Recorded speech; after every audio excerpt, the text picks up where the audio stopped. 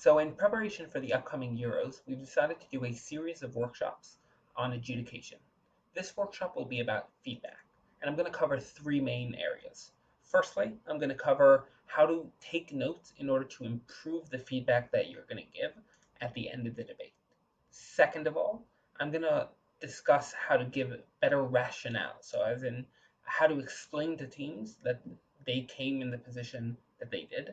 And finally, I'm going to talk about personal feedback and how we can start doing that better so that debaters improve from the feedback that we give them.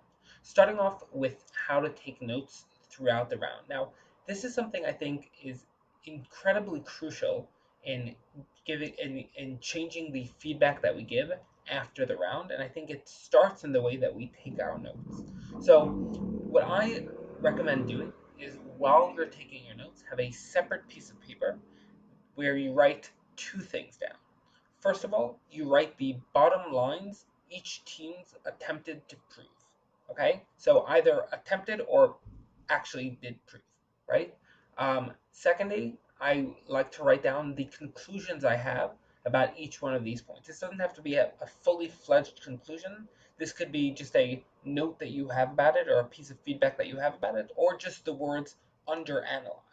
I think this is also useful during the discussion and during coming to a call, but I think this proves useful while giving feedback. A couple of things to note about what I mean by bottom lines. Okay, first of all, bottom lines isn't necessarily what teams identified that their bottom line is going to be.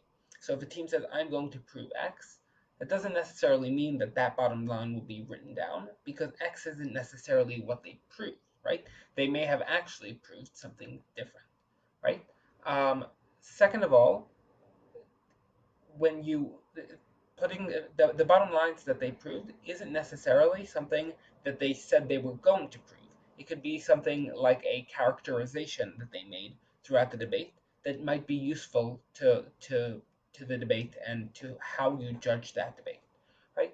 So the reason that you do this is because when you're giving the rationale, being able to call out specific points is much better, insofar as teams understand that you actually listen to them, because you're not referencing the practical point that they made, you're referencing the actual argument that they made, saying this is going to increase the protection that people have in prisons, right? So that makes teams understand that you actually did follow what happened throughout the debate, and makes giving that feedback much easier when you're doing it. The second thing this does is that you also have your notes on those points right there. So when it comes time to giving personal feedback, or when it comes time to giving the rationale, these explanations are much easier to access because they're written down. Now, before feedback starts, and I think this is not necessarily things that you would write down during the actual round, but I think it makes sense to take a minute to organize your notes. In the same way that a speaker has their notes organized and takes a 15 minutes or throughout the round writes down notes, it makes sense that as a chair, you should have notes written down as well. So I recommend doing this throughout the debate in order to make that as fast as possible after the debate.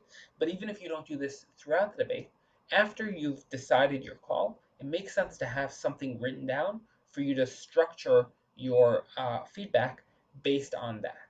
Okay, so those are things you can do throughout the debate with how you write it down, having a separate piece of paper in order to make feedback be more compelling and be more useful for teams. So let's get on to giving the call, right? I think this splits into three sections. Firstly is, when you give the call, make it clear that first you're going to give the ranking, right? So first, second, third, fourth. Then you're going to give rationale. And then this is something that changes from circuit to circuit. So the Israeli circuit, for example, gives personal feedback to everyone at the same time. But at least in most places in Europe, that isn't the case. Give either personal feedback afterwards, or personal feedback, tell people they can come up to you after the debate and actually stay there in order to give people that personal feedback, right? Just saying that you're willing to give the personal feedback if they find you like 4 hours later drunk in the social isn't really helpful. Staying there after you've given the rationale is much more useful in giving personal feedback. So let's get into giving the actual rationale, right? There are three methods to giving rationales. Firstly is going in order of teams. So that is basically telling the story of what happened in the debate. Opening government gets up and says 1, 2, 3. Then opening opposition respond by saying X and as in give the following rebuttal and give the following points, right? So this gives you a kind of easy way to explain the flow of the debate, since this is in essence what actually happened. The second advantage that this has is that it allows you to go through 6 comparisons, right? So after you've explained opening opposition and the comparison between opening government and opening opposition, you then talk about closing government and what they've added to the debate. And at that point, you compare closing government to opening opposition and to opening government, right? And I think that makes sure that the call is as clear as possible, right? Secondly, the second method of rationale is to do this by clashes, as in here, in the same way that a whip speech says, here are the clashes in the debate. Here is how Team X won this clash and why this clash is more important than that clash. I think if you do this, you can also explain the call through that. I recommend doing this slightly less for 2 main reasons.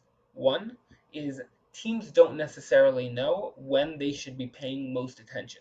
So obviously, it's hard for teams to pay attention for the entire rationale, which they should be doing, but they won't necessarily be doing. But when you're talking about that team, it's important and crucial that they listen to the rationale so that they understand their rankings and are able to learn as much as possible from their ranking, as in why it went well or badly and how I can improve that next time, right? Now, clashes makes that slightly difficult because you don't necessarily know when we're going to be talking about that specific team, okay? So the second thing that is problematic with giving it based on clashes is that you oftentimes miss out on points because they're slightly irrelevant to the clashes, to most of the clashes in the debate, and so you could mention them, but they end up being slightly uncomparative to what you get. And I think teams tend to feel that you've missed out on some of their points and feel that they aren't heard. Right? The third method is by rankings. So here you can do it either first to fourth or fourth to first. I always like doing fourth to first because I think the team that's fourth at this point really wants to hear why they're fourth. So instead of making them wait the entire other comparisons in order to do that, I think starting with them kind of makes that easier for them to understand the call. But also, the other thing I'll note about giving rankings based on giving the rationale based on rankings is that you should be doing the 6 comparisons, right? What I mean by that is you should be comparing why third beat fourth, why second beat third and beat fourth, and why first beat second and first beat third and first beat fourth. Because sometimes you fall into a trap of getting into a situation where the specific reason you give one team over another is clear why they beat that team, but not necessarily why they beat the team below them. So I think it's useful to give the full 6 comparisons or the minimum 6 comparisons that you can do there, right? Then what you should be doing if you are going to give the based on rankings, as I said, I think fourth to first is useful. And if you're going to give by order of teams, so you would give opening government's case, opening opposition's rebuttal, opening opposition's case, and then opening government's rebuttal. That way you're closing the loop and making sure that you're getting into all of the entirety of the case that people bring. The last thing I'll say, and I think this is true about all methods of giving rationale, is that you should be putting forth to teams what points you got from them. So if I were to do a rationale based on rankings, I would say the reason so opening opposition beat opening government. Okay, so opening opposition give us the following 4 things. 1, 2, 3, 4. Opening government, give us these three cases, 1, 2, 3, and then compare those two cases against each other, right? What this does is it makes sure that you're doing the entire comparison that happens, but also making sure that teams understand that you really listen to them. And this, I'll connect it a little bit to what I said about while you're taking notes. This becomes both easier and clearer why you're doing this when you take notes, notating what the points people have given are. Then when you're giving what they are, obviously you're not going to say every sentence that they said. So I think the three things that it's important to flag in your rationale is, firstly, points that the teams themselves flag. So even if this point wasn't actually ever proven, saying you said you would prove X as a case that a team brought is useful insofar as they now know that you listened to them. Second is rebuttals. So I would say here are the cases and rebuttals that you've given, and that way you're spreading out the entire field of important information. Thirdly, I still think that you should discuss the points that people made that aren't necessarily flagged. So bringing back to the example that we said in the writing section, you should discuss if someone made a characterization that is useful for the debate. But the differentiation I'd make over here is that you only bring up non-flagged points if they are important, right? So you're not gonna discuss every single non-flagged point that someone said, any aside that people said, because then rationale would take too long. But if something is important, then you would discuss it even if it's not flagged, right? So we said discuss flagged points, discuss rebuttal, and discuss non-flagged points if and only if they're important. Great. So that's how I think that's how I recommend giving the rationale and how to give it in a way that is useful and easier for teams to follow. Personal feedback, okay? So a couple of things to note about personal feedback. Firstly, is you're trying to help, not prove you're smart. So I've heard a lot of personal feedback that goes something to the extent of, yes, I know what you were referencing, and I read that article, and actually, you mischaracterized Bentham in the way that he discussed this. Sure, very impressive that you read that or whatever, but that doesn't help the team. The main goal that we're trying to reach in personal feedback is to make sure that the round after this is going to be better, right? So things, the things that I think you should give personal feedback off of are a couple. One is things that they could have done better that don't necessarily go into rationale. And here's something that I'm going to put as a disclaimer. Before I give personal feedback, I like to explain that personal feedback is separate from rationale. As in, I may say things in personal feedback that mean that are advice that you could do better, but that don't mean necessarily that I lowered your rank or raised your rank because of that, right? So if I said your structure could have been better, I didn't necessarily say you lost opening government because that structure wasn't good, but I think this is something that could be useful for the next round, right? So things that they could have done better that aren't part of rationale. For example, so a couple of things going into here. One is examples that worked or didn't work, right? That example actually ended up being slightly two-sided, right? It could fall to either side of the debate. But that example was the second example was very useful. Another thing you can give feedback on is better rhetorical phrasing that they could have used in order to compel, right? So instead of calling drone strikes, if you are on the side of drone strikes, saying that they're killing people, you could have said that they're neutralizing enemies, right? Saying the same thing, but using words that make it sound better, right?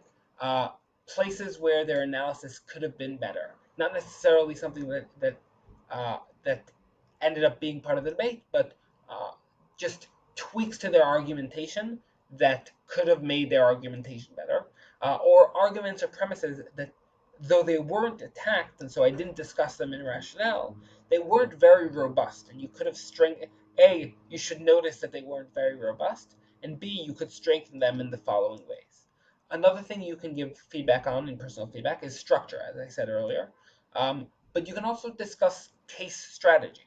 So what you think could have been useful to run here, what you think they should be thinking of when going into this room in this round.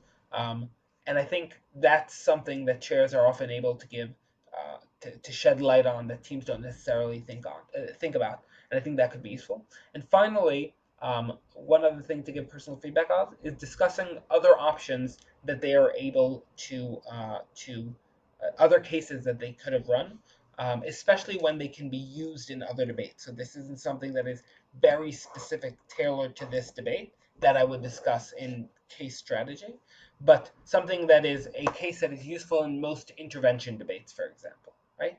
And finally, the last thing I'll say about personal feedback is that if you give feedback to someone a couple of times, so you've judged them in a couple of rounds, I'd start thinking about what patterns seem to be emerging and how can you either fix or strengthen the patterns that are emerging. And I think that could be an extremely useful thing if chairs learn to notice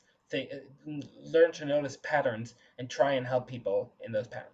Hope this was helpful, and look forward to seeing you at Euros.